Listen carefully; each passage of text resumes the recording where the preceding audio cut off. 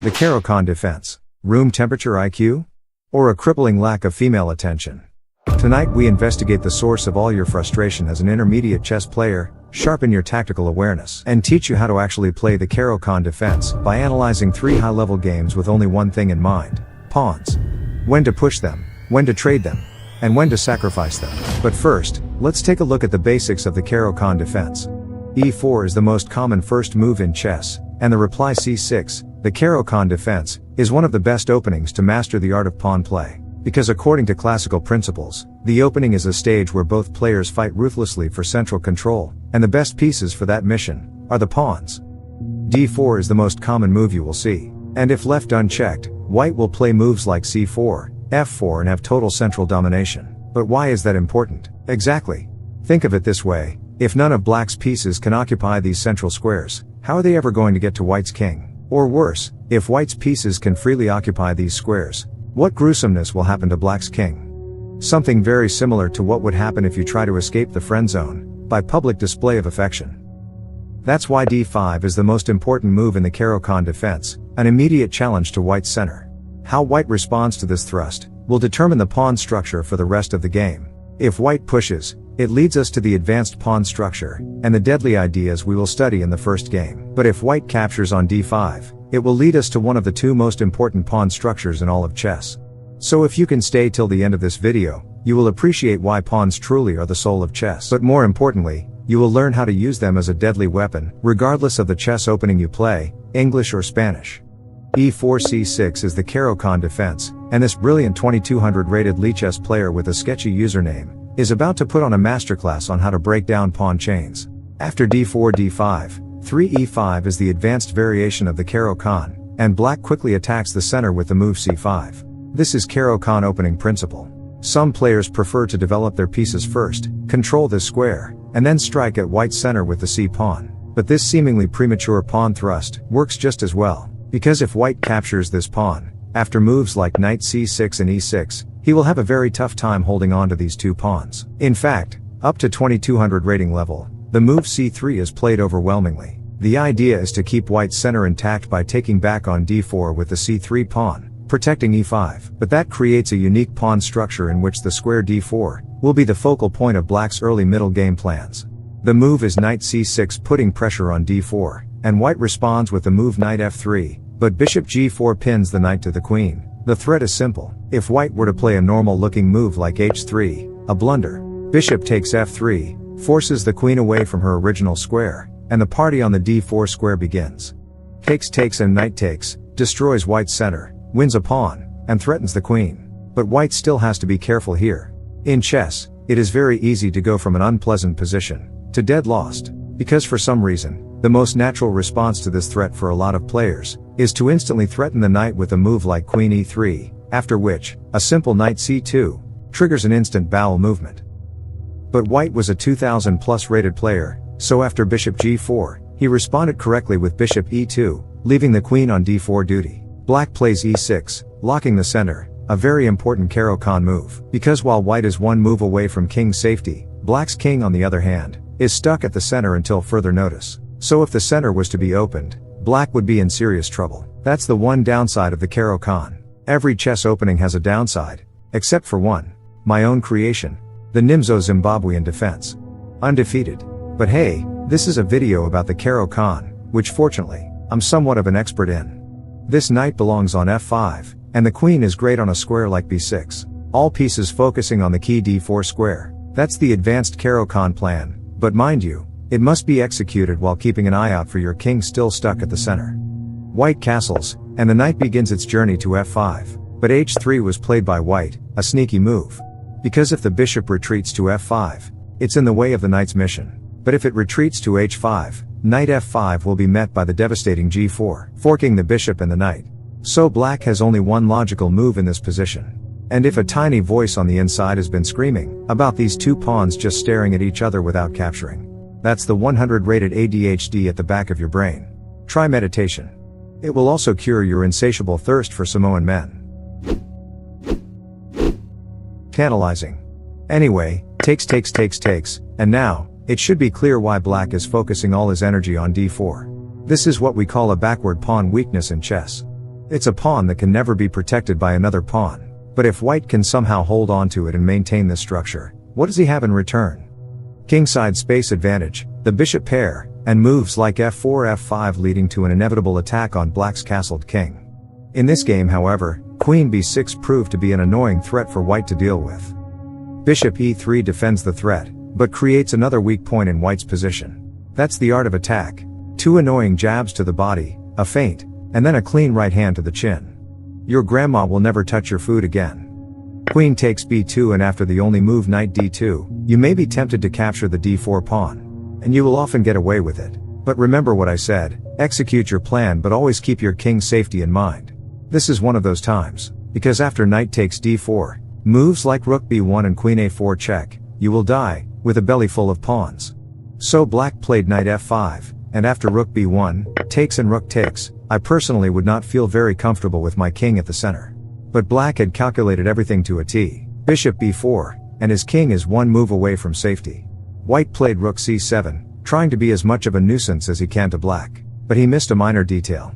Most players would be worried about their king's safety, or thinking about their knight in this position, but knight e3 by this brave 2200.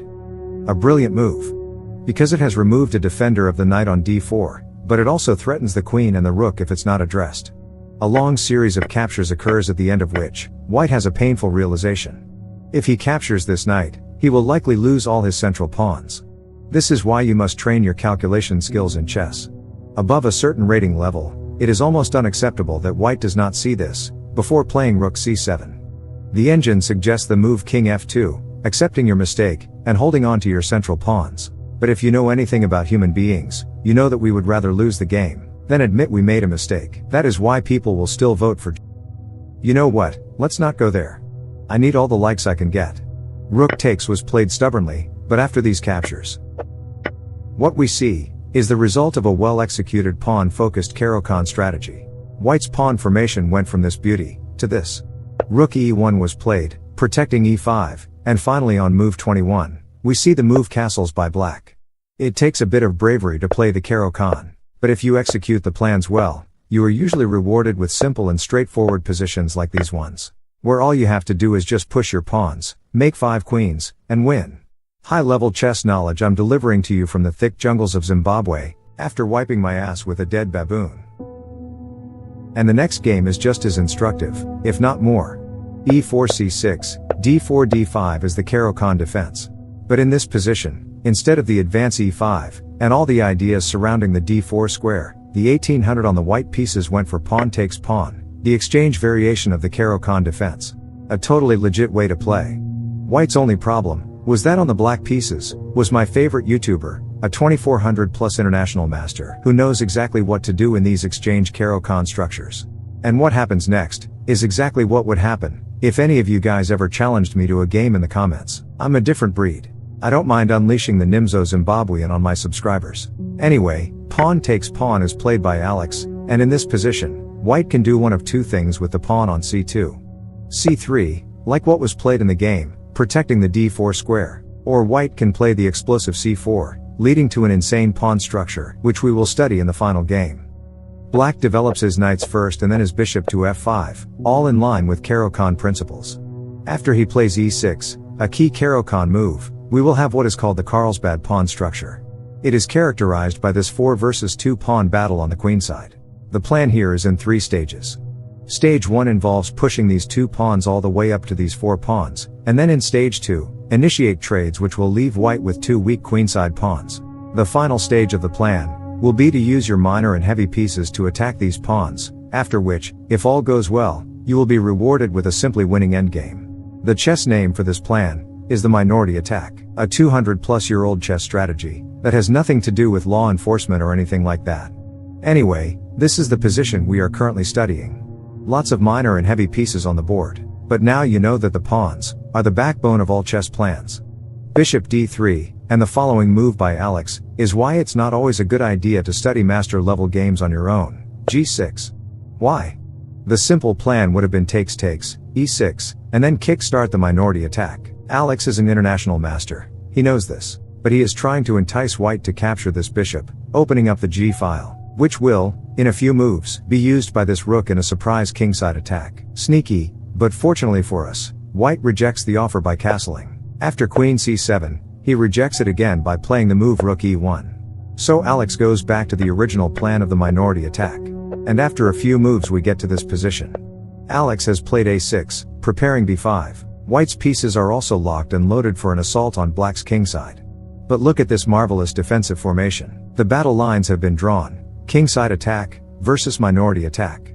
a4 is played by white, delaying b5, but there is no stopping the minority attack. Rook b8 and b5 is only a matter of time. Knight takes e5 is played by white.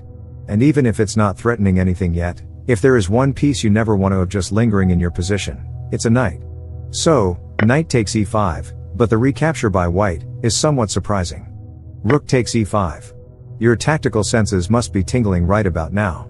This rook is in the path of the bishop, and a move like knight e4 traps the rook and opens it to the bishop's line of fire. But is it a good move? This is where chess tactics meet chess intuition. Calculation meets understanding. It might not seem like it, but this dark squared bishop is one of your best pieces when firing a queenside pawn storm of this nature. Because say in a few moves, the minority attack has landed, you have a position like this, and you want to pick off these weak pawns with your minor pieces. That's when this bishop comes alive. But that's not all. It's also the glue holding this entire defensive structure together. So if it were to disappear, and your opponent has a dark squared bishop of his own, it takes losing a ton of games like this to learn that gaining an exchange in the short term may bite you in the long term butt. So Alex plays knight d7, and after the rook retreats, b5 is played, triggering the minority attack. Takes, and this move will always create some type of pawn weakness. A weakness on which black will focus all his energy in the middle game. And when it's captured, holding on to this one isolated pawn will prove to be a very tough assignment. Rook c8 is played by Alex with very clear intentions, but white plays rook a3, protecting his weakness. A blunder.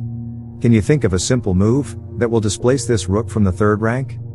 Yes, bishop f8, and this pawn is gone. But Alex did not play it. Why? In his video, link down below, he says he wanted to teach us how to win these positions, if the opponent made good moves instead. I'm assuming that's a better use of his time than finding a girlfriend, for example, but hey, to each their own. Queen c4 offers a trade and binds the weakness to its square, a concept you'll appreciate more in the next game. Because if your opponent has a pawn weakness, you do not want to allow him to push it and trade it for one of your healthy pawns. So if you plug a piece in the square in front of it, while you mobilize your attackers, you are playing chess well above 2000 rating level. Queen d2, white declines that trade, but rook b3 offers another trade and cuts off the rook's view of the pawn. Takes, and look at the pressure mounting on this backward pawn. Knight f2 defends, but black has another attacker on the way. Simplicity is the ultimate sophistication. That's the motto of the Caro-Kann. No flamboyant rook sacrifices, no fancy tactics, just a simple plan, executed with machine-like coldness. In the following moves, black maintains pressure on the c3 pawn while maneuvering his pieces and creating multiple little threats, forcing white to respond. That's how these positions are won. Because between trying to hold on to this pawn and responding to all your annoying little threats, at some point, they all blunder. Knight a4, and the pawn is gone. The rest is a matter of converting this endgame advantage to a win, which admittedly, is easier said than done. And if you were wondering, it's also exactly what makes this guy, arguably the greatest chess player of all time. Playing the white side of this endgame against Magnus Carlsen is a nightmare of epic proportions. He has an unnatural ability to play 30 correct moves in a row in these positions. Accumulate small positional advantages for every tiny mistake you make. And when you get to such a position where you need to switch to tactics to finish the game, Magnus saw that tactic 10 moves ago. And credit to Alex, he saw it too. Bishop f4 check and it's lights out. Because if king takes, then d2, and there is no stopping this pawn from queening. A brilliant example of a minority attack in the Carlsbad pawn structure. But this, in the form of a game between a 2400 and a 2700 on Lichess, is the isolated queen pawn structure. I feel like I should be making you guys pay for this knowledge. But anyway, y'all know the best way to show this video some love. Takes is the exchange variation of the Caro-Kann, but unlike the previous game with c3 and the Carlsbad pawn structure, this player goes for c4, the Panov attack. The trick here is you don't want to capture this pawn until this bishop moves. Can someone explain why in the comments, and I'll pin it for everyone to see. The knights are developed with this central tension in mind. Until after bishop e6, a critical move asking white to resolve the central situation, the d-pawn is captured. The bishop recaptures, leaving white with an isolated d-pawn. The source of the greatest debate in chess middle game theory. The question is it a weakness, or is it a strength? The closest answer to the truth is that it is a weakness, if and only if black can fix it to the square, trade pieces, and then focus on capturing it in the endgame. But it can be a strength for white if, after captures, he can find a way to push it, and open up the position for his very active bishops and knights to maneuver, and create problems for black. Those are the two plans at battle, in isolated d-pawn positions. Bishop e2 is played preparing castles, and e6, an important Caro-Kann move in general, is extra important in this line, because it stakes claim on the square in front of the target pawn, making sure it doesn't move, but also opening a path for the bishop to be developed. Both sides develop their pieces until after a3, black plays rook d8, making his intentions clear. White was a decent player as well, so he puts his rook where it belongs, that is, on an open file. After a6, he uses a combination of the rook and this bishop, to remove the queen from the path of his pawn to d5. But this move is still unplayable. It's 2 attackers versus 4 defenders, white would just be giving away the pawn. So he plays queen e2, connecting his rooks and preparing to swing this one, to assist efforts at the center of the board. But again, black plugs this d5 square with a knight. And the next few moves are a mixture of black putting more pressure on this pawn, and also fighting for control of the d5 square.